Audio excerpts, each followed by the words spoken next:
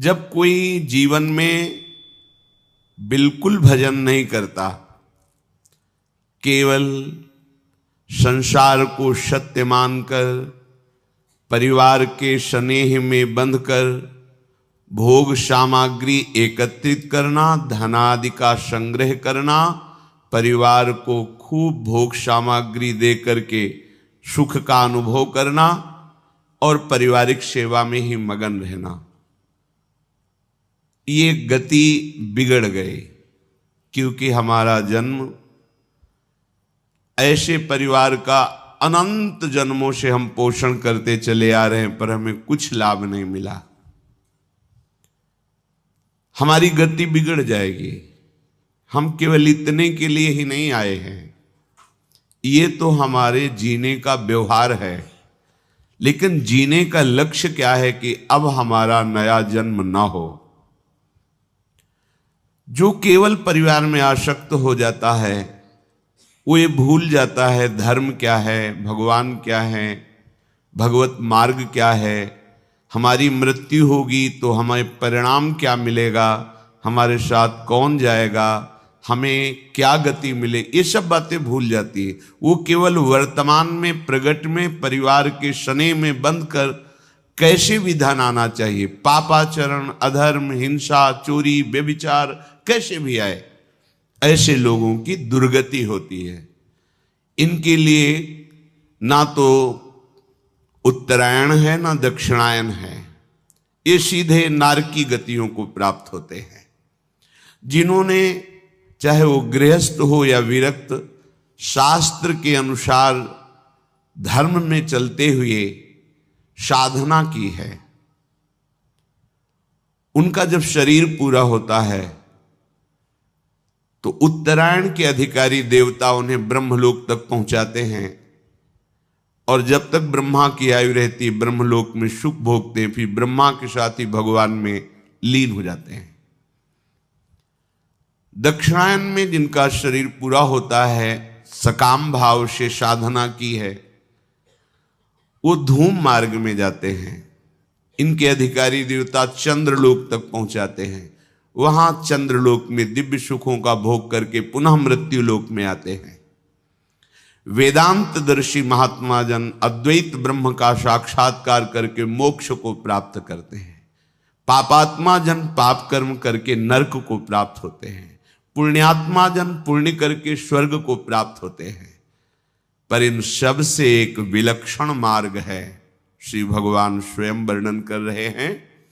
पुरुषः सह परः पार्थ भक्त्या लभ्यस्त्वनन्यया यस्यान्तःस्थानि भूतानि येन सर्वमिदं ततं। हे पृथानंदन अर्जुन, वह परम पुरुष परमात्मा सारे जगत को व्याप्त करके विराजमान है। व्याप्त, जैसे बर्फ में केवल नाम बर्फ है, जल ही जल व्याप्त है, इसे व्याप्त कहते हैं। जल के सिवा बर्फ में कुछ भी नहीं, केवल जल है। घनीभूत जल ही बर्फ नाम से कहा गया। ऐसे ही ये संपूर्ण संसार जो द्वंद्वों से युक्त, नानात्व से युक्त, स्त्री पुरुष आदि भेद से युक्त, जड़ चैतन्य से युक्त, दुरात्मा महात्मा से युक्त, ये एकमात्र केवल परमात्मा ही इसमें व्याप्त है। जैसे बर्फ में केवल जल ही जल है, ऐसे ही संसार केवल परमात्मा ही है। ये शुद्ध भक्ति से जाना जाता है। तुम्हारी बुद्धि की ताकत नहीं कि तुम इससे जान सको, तर्क करके, अनुमान से, प्रमाणों से नहीं। जब मय्येव मनाधत्स्व स्वयं मयि बुद्धिम निवेशय, तब जब मन बुद्धि केवल प्रभु में लगकर भगवदाकार हो गई, तब ये रहस्य उसके सामने प्रकाशित होता है कि जड़ चैतन्य कछु नहीं दीखत, जित दीखत तित श्याम खड़े। आहा, जिधर दृष्टि जाती है चितचोर मनमोहन ललित त्रिभंगी श्री कृष्णचंद्र जू, जिनकी मुस्कान में करोड़ करोड़ काम मूर्छित हो जाए, उन प्रभु का वो हर जगह दर्शन पाता है। जैसे गोपीजन कह रहे हैं, जित देखूं तित श्याममयी है। सखी मैं तुमसे क्या बताऊं, पता नहीं मेरी पुत्री को क्या हो गया है। अब न कोई स्त्री दिखाई देता है, न पुरुष दिखाई देता है, न जड़ दिखाई देता है, न चैतन्य, केवल केवल मेरे प्रीतम श्याम सुंदर दिखाई देते हैं।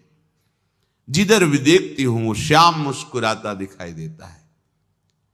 और ब्रह्म ज्ञानी जन जब चरम अवस्था के ज्ञान को प्राप्त होते हैं तो उनको भी यही दर्शन होता है।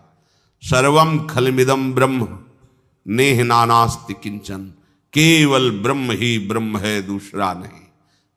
मीरा जी की दृष्टि में जब प्रभु का प्रेम प्रकाशित हुआ तो प्रेम के नेत्रों से देख रही, मेरे तो गिरधर गोपाल दूसरो न कोई, दूसरा है ही नहीं कोई, केवल गिरधर गोपाल ही है।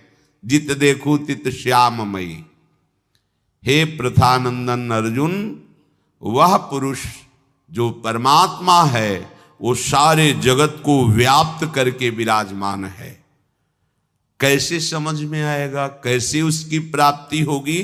तो कह रहे पार्थ भक्त्या लभस्त्वनन्यया, ये लाभ अनन्य भक्ति के द्वारा प्राप्त हो सकता है, और कोई साधन नहीं है। प्रभु के प्रेम का रसास्वादन अनन्य भक्ति से, और प्रेमी ही संपूर्णतया प्रभु को जानता है। ज्ञानी एक पक्ष को जानता है, निर्गुण निराकार निर्विकार आत्मस्वरूप भगवान को। लेकिन प्रभु की प्रेममयी लीला में वो प्रवेश नहीं पाता, क्योंकि वो मोक्ष की लालसा से युक्त है। वो ऐसा ज्ञान प्राप्त करके मुक्त हो जाता है। पर प्रेमी प्रभु के निर्विकार तत्व को भी जानता है और भगवत प्रेम की लीला रहस्य को भी जानता है। इसलिए सम्यक रूप से जो जानकारी प्रभु की है वो केवल प्रेमी जनों को ही है। जो बड़े बड़े ज्ञानी महात्मा हुए हैं, तत्वबोध प्राप्त करके मुक्त हो गए। मुक्त होने का मतलब तरंग समुद्र में लीन हो गई, अस्तित्व ही खत्म हो गया। पर प्रेमी जनों का ऐसा नहीं। वो इस तत्वबोध को जानते हुए भी, जैसे गोपीजन जानती हैं कि हमारे प्रीतम श्री कृष्ण क्या है, वो कह रहे नखलु गोपिका नंदनो भवान नखिल देहिना मंतरात्मद्रिक। मैं जानती हूं कि केवल यशोदा मैया के लाडले नंद नंदन ही नहीं है, ये चराचर जगत की आत्मा है। ये ज्ञान तत्वबोध, ये तत्वबोध है। और प्रेम यत्ते सुजात चरणाम्बुरुहम स्तनेषु। जिन चरणों को लेकर कोई तत्वज्ञानी कभी चरण छाती से लगाया क्या, उनमें लीन हो गया। लेकिन ये तत्वबोध, इससे बड़ा और तत्वबोध क्या, जित देखो तित श्याममयी। इसके बाद प्रभु के साथ हो अद्भुत अद्भुत लीला में महासुख का अनुभव करती हैं। तत्वबोध होने पर भी ये केवल अनन्य भक्ति से होता है। प्रभु की अनन्य भक्ति में हमारा प्रवेश तभी होगा जब जो आसक्ति हमारी संसार में है, शरीरधारियों में है, वो प्रभु के प्रेमी भक्तों में हो जाए। आज तक कभी भी कहीं भी किसी को भी अगर अनन्य भक्ति की प्राप्ति हुई है तो भगवत प्रेमी महात्माओं के संग से हुई है। भगवान कपिल देव जी से माता देहूति जी ने जब प्रश्न किया तो भगवान, पीछे चर्चा चल रही थी, भगवान ने बताया कि ऐसे ऐसे हमारे जो भगवत प्रेमी महात्मा जन हैं उनका तुम संग करो तो तुम्हारे हृदय में मेरी अनन्य भक्ति का जागरण हो जाएगा। माता जी ने पूछा, काचित वैयुचिता भक्ति कीदृशी मम गोचरा यया पदम ते निर्वाण मंजशान वाष्णवा अहम यो योगो भगवद बाणो निर्वाणात्मस्त्वयोदितः कीदृशः कति चांगानि यतस्तत्वावबोधनम। प्रभु, आपने ये तो बताया कि अनन्य भक्ति कैसे प्राप्त होती है, भगवत प्रेमी महात्माओं के संग से, पर उस अनन्य भक्ति का स्वरूप क्या होता है? कैसे जाना जाए कि मेरे अंदर अनन्य भक्ति आ रही? जब तक उसका परिचय नहीं होगा तो हम कैसे जानेंगे? संतों से प्राप्त होती, सत्संग से प्राप्त होती है, गुरुजनों के चरणों की आसक्ति से प्राप्त होती, पर उसका स्वरूप क्या है? अनन्य भक्ति का स्वरूप क्या है? क्योंकि ये अनन्य भक्ति जिसके हृदय में आ जाती है, मोक्ष उसके चरणों में लुटता है। दीयमानम न गृहणन्ति बिना मत सेवनम जना। तो हे मोक्ष स्वरूप प्रभु, जिसके द्वारा लक्ष्य भेद हो बाण के समान, जैसे बाण लक्ष्य भेद करता है, ऐसे भगवान के तत्व का बोध और भगवत अनन्य भक्ति वो आप ही जानते हैं, क्योंकि आप स्वयं श्री भगवान हैं। तो आप कृपा करके बताइए कि जिस अनन्य भक्ति से आप प्राप्त होते हैं उसका स्वरूप क्या है? श्री भगवान कृपा करके बोले, देवानां गुणलिंगानां मानुश्रविक कर्मणां शत्रु एवैक मनसो वृत्ति स्वभाविकी तुया अनिमित्ता भागवती भक्ति सिद्धेर्गरीयसी जरत्यत्यासुया कोशम निगीर्ण मनलो यथा। हे माता, जिस उपासक का चित्त संतों के संग से, भगवत कथा श्रवण से, भगवन नाम जप से, भगवन नाम कीर्तन से, भगवत धाम के वास और सेवन से पवित्र हो गया है, उसका चित्त निरंतर मेरे में लगा रहता है। कैसे लगा रहता है? गोस्वामी श्री तुलसीदास जी सरल भाव में व्यक्त करते हैं। काम ही नारी पियारी जिमी लोभी जिमी प्रिय दाम तिमि रघुनाथ निरंतर प्रिय लागहु मोहि राम। हे राम, हे रघुनंदन, आप मुझे ऐसे प्यारे लगो जैसे कामी पुरुष रात दिन कामिनी का चिंतन करता है, लोभी पुरुष धन का चिंतन करता है। हे हरि, ऐसे मैं हर समय आपका चिंतन करूं। ये चिंतन की प्रवृत्ति। जैसे कामी पुरुष को पद्मासन लगा के ध्यान नहीं रखना पड़ता, एकाग्रता नहीं करनी पड़ती, स्वाभाविक चित्त की वृत्ति कामना से प्रेरित होकर कामिनी की तरफ हर समय बनी रहती है। लोभी पुरुष हर समय धन का चिंतन करता है, मोही पुरुष हर समय परिवार का चिंतन करता है, देहाभिमानी बिना प्रयास के देह का चिंतन करता है। ऐसे ही अनन्य भक्त का बिना प्रयास के अखंड चिंतन श्री प्रिया प्रीतम का होता है। अब अभी भक्ति में उस कोटि से प्रवेश ही नहीं हुआ तो आपको लगेगा अखंड चिंतन कैसे होता है।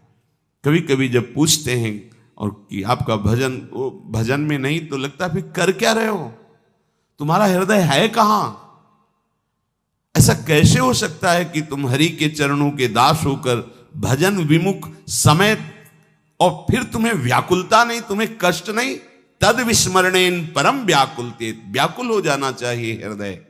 त्रिभुवन की राज्य लक्ष्मी मिलने पर भी जो आधे पल के लिए अपने आराध्य देव का स्मरण नहीं छोड़ता, वही अनन्य भक्त है। त्रिभुवन की राज्य लक्ष्मी, यहां तो 100-200 रुपए में घंटे 2 घंटे भगवान को भूल सकते हैं। अनन्य भक्त जिसका चित्त तैल धारावत निरंतर प्रभु में। अब इसे कुछ नहीं चाहिए। इस कोटि के भक्त के अंदर ऐसी आनंद वृत्ति प्रकट होती है कि ये जिस मोक्ष के लिए बड़े बड़े ऋषि मुनि कठिन प्रयास करते हैं, ज्ञान के पंथ कृपाण की धारा परत खगेश लगे नहीं वारा, जो निर्विघ्न पंथ निर्वाही सो कैवल्य परम पद लहाई, वो कैवल्य परम पद भक्तजन देखते भी नहीं है। ऐसा अनंतानंद प्रेमानंद हृदय में प्रकट होता है कि मोक्ष सुख भी उनको बहुत लघु लगने लगता है। पर किनका? जिनका चित्त निरंतर प्रभु के चिंतन में लगा हुआ है।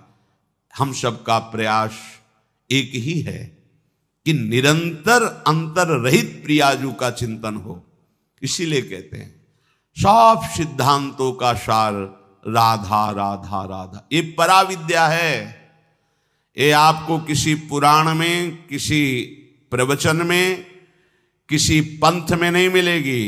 ये वृंदावन के नवनिवृत्त निकुंज में महान एकांतिक रस वर्षा करने वाला राधा नाम है।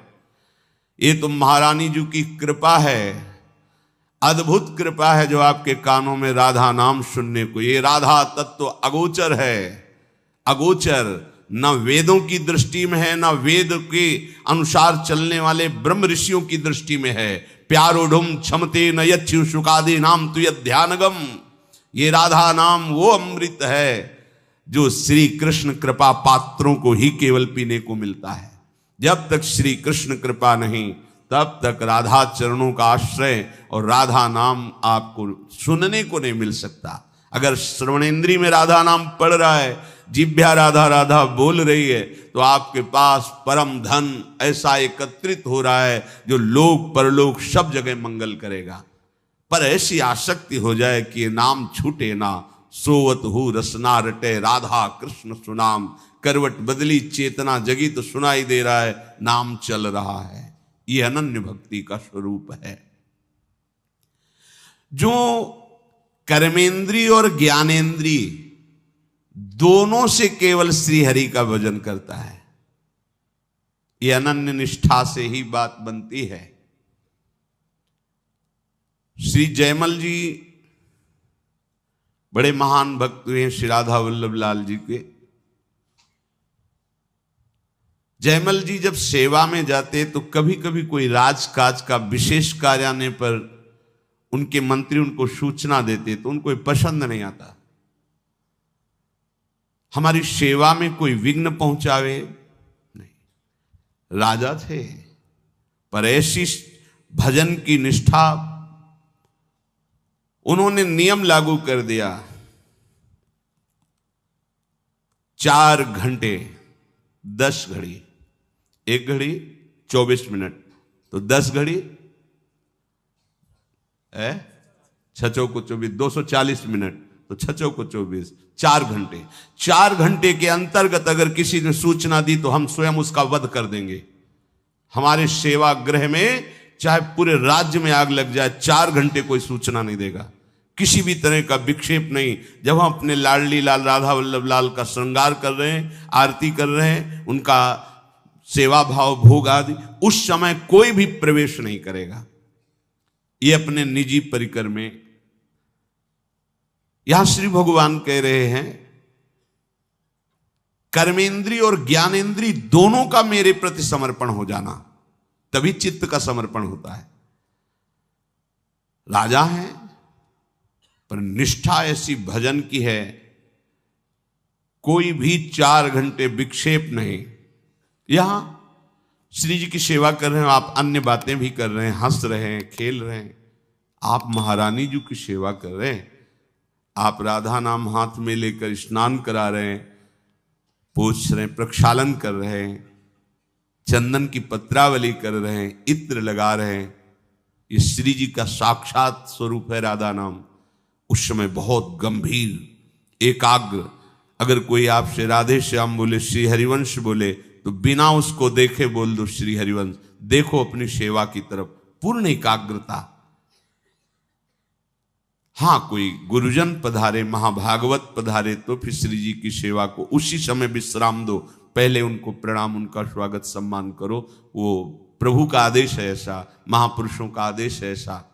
प्रभु से भी बढ़कर प्रभु के प्रेमी महाभागवतों का सम्मान करना, इससे प्रभु की प्रसन्नता प्राप्त होती है।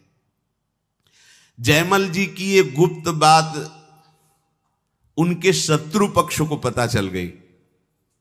ये बड़े वीर भी थे कि 4 घंटे इनको कोई सूचना नहीं दे, 4 घंटे में तो पूरे राजमहल सहित पूरे राज्य शासन को अपने अधिकार में ले लेंगे। विपक्षी राजाओं ने ऐसा निश्चय कर लिया। ठीक जिस समय वो प्रवेश हुए अपने श्री जी की सेवा के लिए, उसी समय आक्रमण कर दिया। वो पहले से ऐसा व्यवहार निश्चित किए हुए थे। राज सैनिक ने सूचना दी कि आसपास से पूरे राज्य नगर को घेर लिया गया है, शत्रु पक्ष बहुत बलशाली प्रतीत हो रहा है, बिना राजा के दस्तखत के हम युद्ध कैसे प्रारंभ कर दें।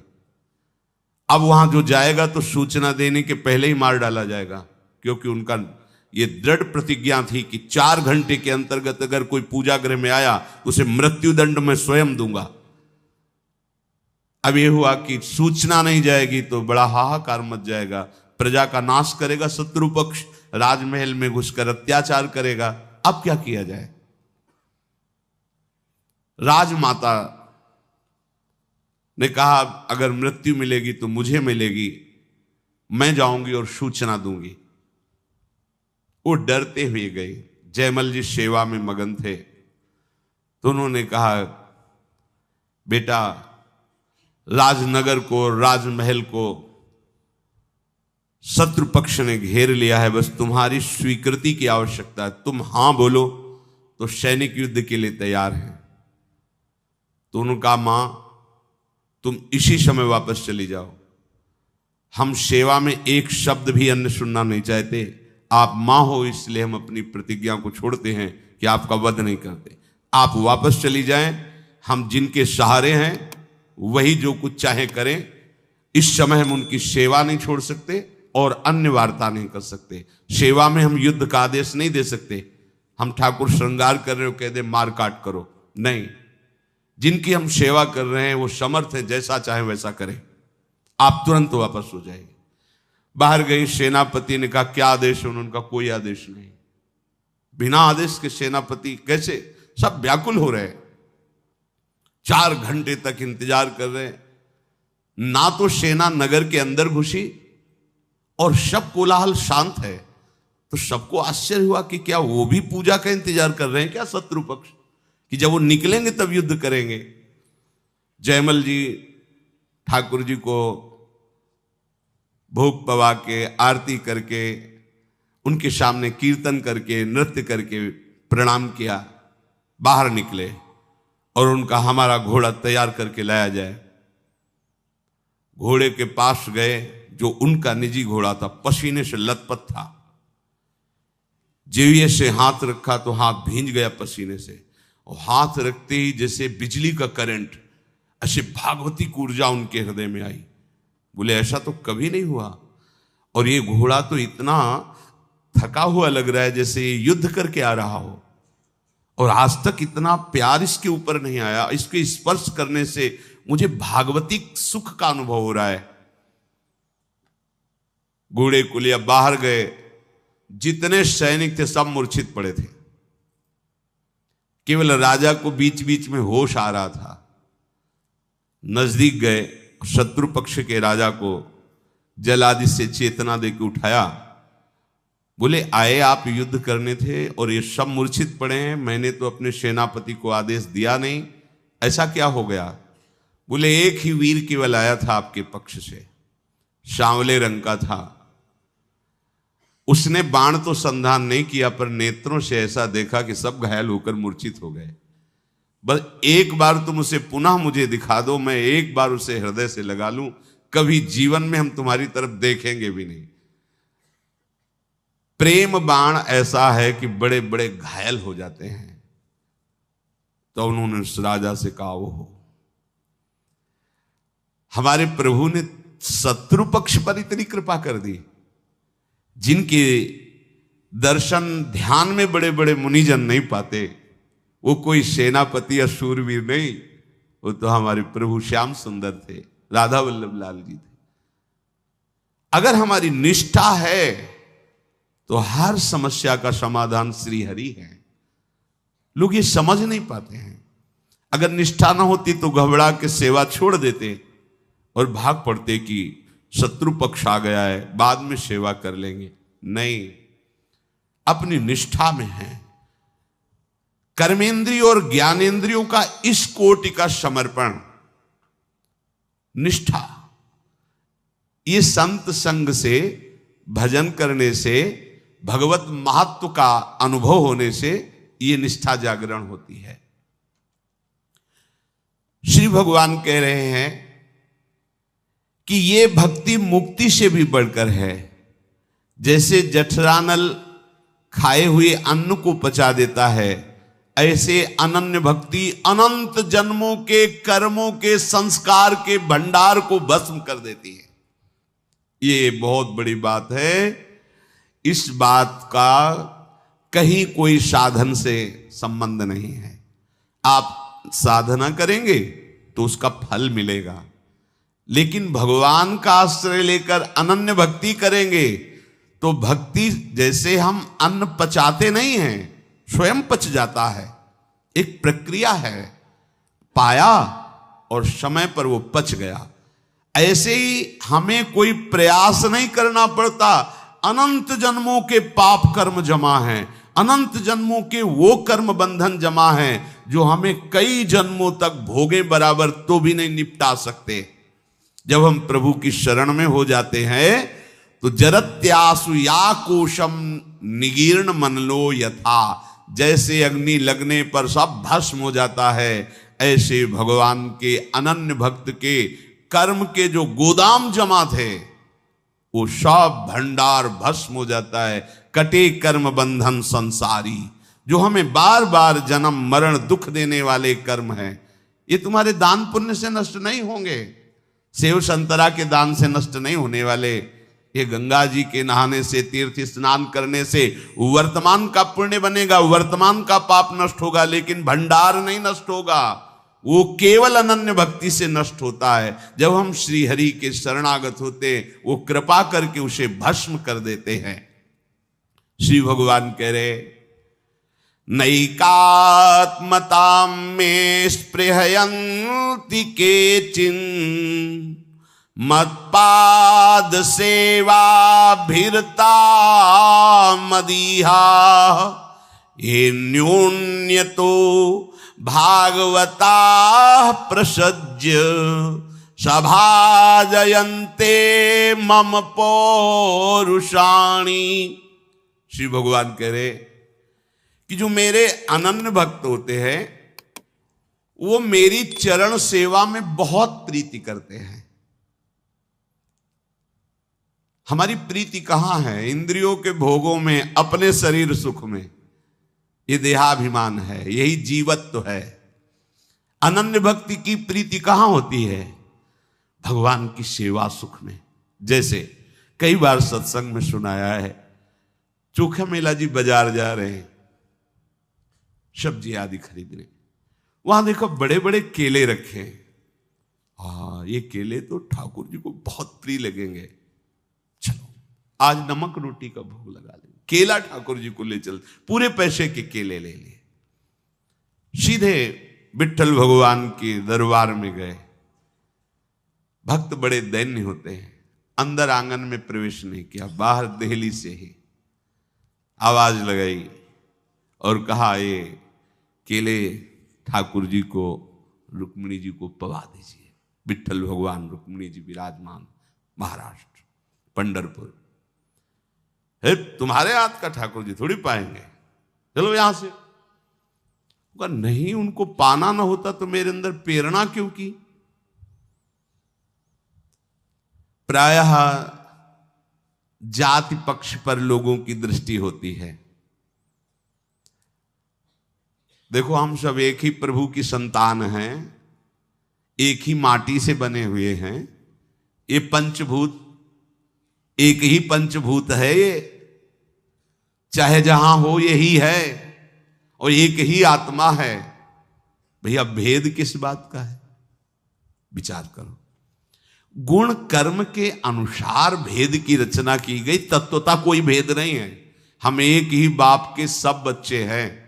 हाँ, कोई शराबी है, कोई विद्वान है, कोई कर्म कांड करता है, कोई एकदम बेकार बैठा रहता है, पर हैं तो बच्चे उसी के ना। जब वो बोलेगा तो यही बोलेगा ना कि सब मम प्रिय सब मम उपजाए, बोल तो रहा है मेरा प्रभु। ये जो ऊंचाई निचाई की भावना लेकर ये बहुत गंदी बात है।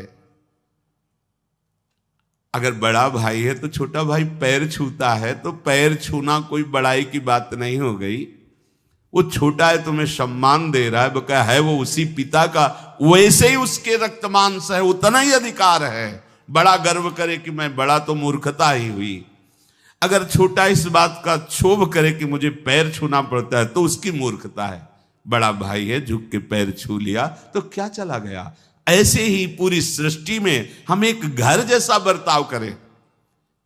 ये जो घृणा, ये जो हे भाव, ये कहीं नहीं वर्णन है। अपनी अपनी पद्धति के अनुसार अपने माता पिता को सुख पहुंचाना है। एक भाई किसानी करता है, एक भाई नौकरी करता है, एक भाई व्यापार करता है, लेकिन सब अपने माता पिता के सुख को सोचते हैं। ऐसे ही हमारे माता पिता प्रभु हैं। हम सब भाई भाई हैं, हम सब एक ही पिता के संतान हैं। ऐसा निकृष्ट भाव, किसी का अपमान कर देना जाति पक्ष को लेकर के या और नीच भाव लेकर, ये बिल्कुल अज्ञान है। ऐसा नहीं, किसी का अपमान अनादर करना ऐसा नहीं। स्वयं भगवान लीला करके बताते हैं।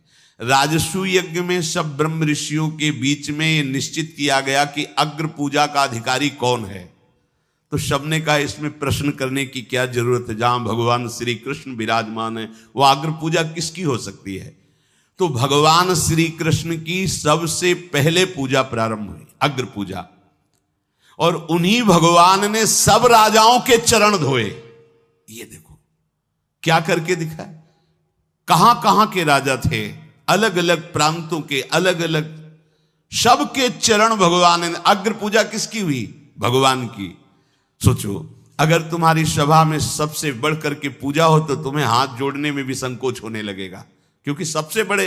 लेकिन भगवान ने सब राजाओं के पैर धोए। इसका महत्व क्या है? इस लीला का महत्व क्या है?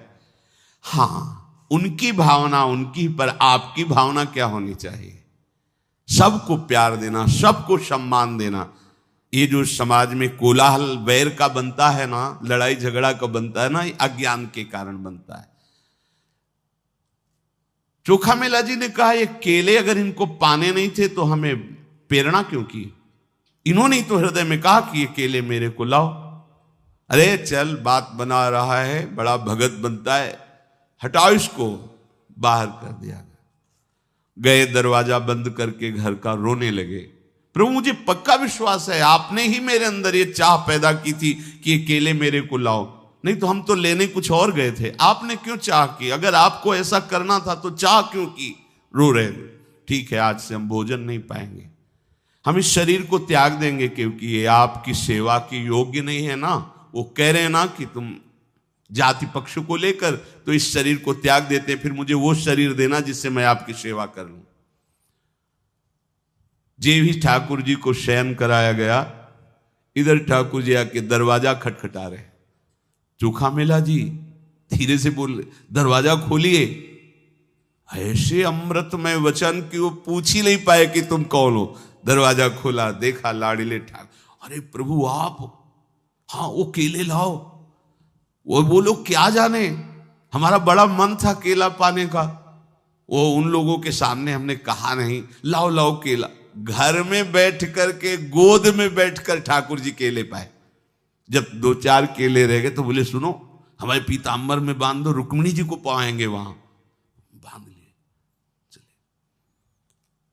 रुक्मिणी जी को पवाया और छिलका पूरे आंगन में फेंक दिया। वो अंदर से दरवाजा बंद कर लिया। सुबह जब प्रातःकालीन वेला पर ठाकुर दर्शन के लिए हजारों महाराष्ट्र के भक्त एकत्रित हुए बड़े दिव्य भूमि है महाराष्ट्र, एक से एक दिग्गज भगवत भक्ति के सदैव भगवत धाम को जाने वाले एक से एक ज्ञान शिरोमणि योग शिरोमणि महापुरुष प्रकट हुए। अब बाहर से खोला गया, अंदर से लॉक है तो कैसे खुले? आश्चर्यचकित, अंदर दरवाजा कैसे बंद हो गया? क्योंकि ठाकुर जी के सिवा कोई है नहीं। समझ गए कि ठाकुर जी नहीं बंद किया, प्रार्थना कर रहे प्रभु खोलो दरवाजा। बहुत देर रोने धोने पर प्रभु ने कहा दरवाजा जब खुलेगा जब चोखा मेला जी को तुम लोग हमारे जो पार्षद हो पालकी में बैठाल के लाओगे और यहां चोखा मेला जी बोलेंगे कि हाँ हम पालकी से उतर करके कह रहे हैं कि आप दरवाजा खोलो, तब खुलेगा। अब तो कोई प्रश्न ही नहीं। देखो भगवान कितना प्यार करते हैं अपने अनन्य भक्त को। कभी ऐसी कोई भूल ना हो जाए कि जाति पक्ष को लेकर कर्म पक्ष को लेकर भक्त की अवहेलना कर दो, ऐसा करना महापाप है। इसमें फिर ठाकुर जी क्षमा नहीं करते। ध्यान रखना कि अरे ये तो अमुक जाति का साधु है, वैष्णव है, अरे ऐसा बोला तो तुम्हारे सारे शुभ कर्म नष्ट हो जाएंगे। साध होवज्ञा तुरंत भवानी कर कल्याण अखिल के हानि। ये तो भगवत पार्षद हैं इसलिए कृपा करके उपाय बता दिया, नहीं तो राम रोष पावक सो जरई। ऐसा खिलवाड़ नहीं है भगवान की भक्ति। जो अपराध भक्त कर करई राम रोष पावक सो जरई। चोखा मेला जी के पास गए पालकी लेकर के। कौन? जिन्होंने धक्के लगवा के बाहर किए थे। चोखा मेला जी पालकी। अरे बोले हम तो नीच अधम आपके। बोले अब ये सब बंद करो, पालकी में बैठो। नहीं, हजारों लोग खड़े, ठाकुर जी अंदर से दरवाजा बंद किए, खोल ही नहीं रहे। नहीं हम पालकी में क्या, हम तो दंडवती करते हुए आएंगे। प्रभु के चरणों के दर्शन तो सिर भर जाऊं उचित मोरा सबते सेवक धर्म का। उचित तो यह है कि मैं सर के बल जाऊं, मेरे प्रभु का आदेश है। वो मानेंगे नहीं। चारों पार्षद जो छूने से इतराते थे वो पकड़ करके पालकी में बैठा ले और जय विठल भगवान केशव विठल विठल। उतर के बोले हाँ प्रभु खोल दो, हम आ गए हैं। दरवाजा खुल गया। सामने देखा सब छिलके पड़े हैं। पूछा कि प्रभु छिलके? बोले हाँ बहुत स्वादिष्ट थे, घर में जाके हम पाए और रुक्मिणी जी के यहाँ ले आए थे, वो पाए हैं। फिर फेंक दो छिलके, पोछा लगाओ।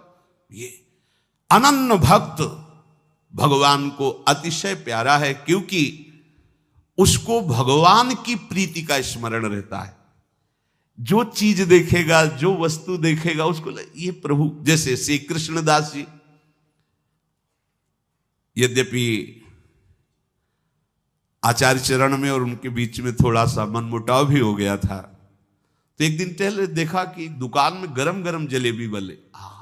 ये जलेबी अगर श्रीनाथ जी को तो बहुत प्यारी लगेगी।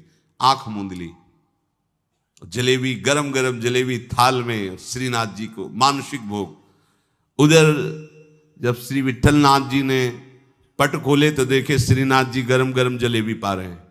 कहा जय जय, अपने यहाँ बाजार का तो भोग लगता नहीं तो जलेबी का भोग। वो कृष्णदास है ना वो मुदा, तो उन्होंने कहा कि कृष्णदास का तो हमने त्याग कर दिया है। तो उनका देखो तुम आचार्य हो, तुम गुरु हो, तुम त्याग कर सकते हो, मेरा स्वभाव नहीं। एक बार जिसे मैंने स्वीकार कर लिया उसे मैं कभी त्यागता नहीं हूं। आप गुरु हो, दंड के लिए त्याग सकते हो, आप आचार्य हो, आप त्याग सकते हो, स्वीकार कर सकते हो, ये हो सकता है, पर मेरे स्वभाव में नहीं। एक बार जिसे पकड़ लिया उसे कभी छोड़ता नहीं। कृष्णदास भोग लगा रहे मानसिक जलेबी, वो लगा। भावना हमारी एक एक वृत्ति प्रभु से जुड़ी होनी चाहिए।